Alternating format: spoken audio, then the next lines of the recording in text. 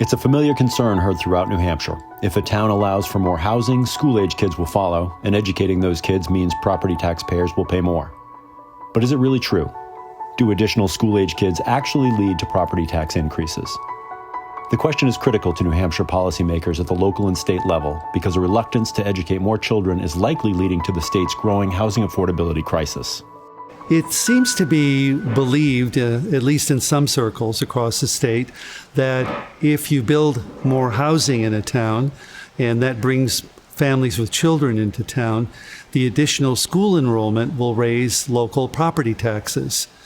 That belief, I think, is an impediment to building more housing, more affordable housing for younger families across New Hampshire.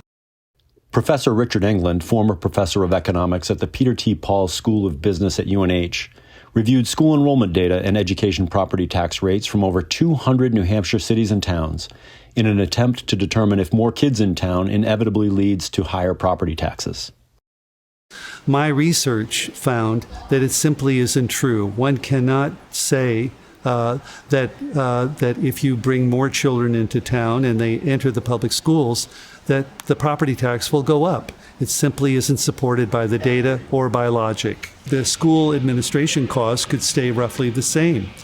Does debt service on the bonds that were issued in past years go up? No, the cost of debt service stays the same. If enrollment goes up, not all parts of the cost side of the budget go up in proportion. Do even transportation costs go up? School transportation costs? Probably not, because there often are empty seats on school buses. And if you have more enrollment, you just put more kids on the existing buses.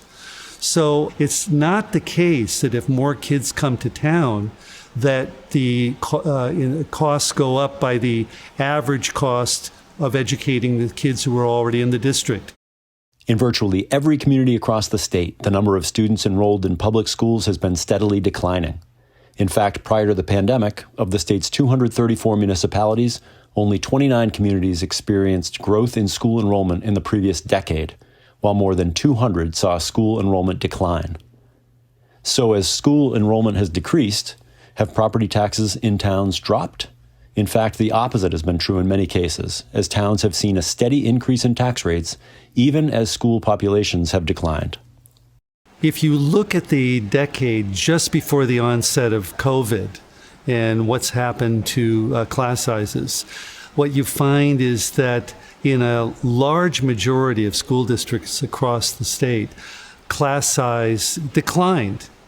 What you find when you do that data analysis is that there's almost no correlation at all between enrollment percentage changes in enrollment and changes in the school tax rate.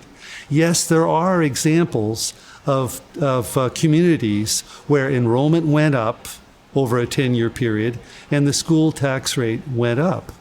But there are also plenty of examples of communities where enrollment went down and the school tax rate went up. Of the 11 largest school districts in the state, Dover, for instance, saw substantial growth in its student population, yet had a smaller increase in its school tax rate than 6 of the largest districts with declining student enrollments. This provides some preliminary evidence that student enrollment is not the primary driver of the local tax rate for public schools. The largest increase in school tax rate came in Salem, a town that experienced a nearly 20% decline in the number of elementary students during the decade. In fact, only 7 communities in New Hampshire experienced both a decreased school enrollment and a lower school tax rate. And many communities which saw the largest drop in students also experienced the largest increase in their school taxes.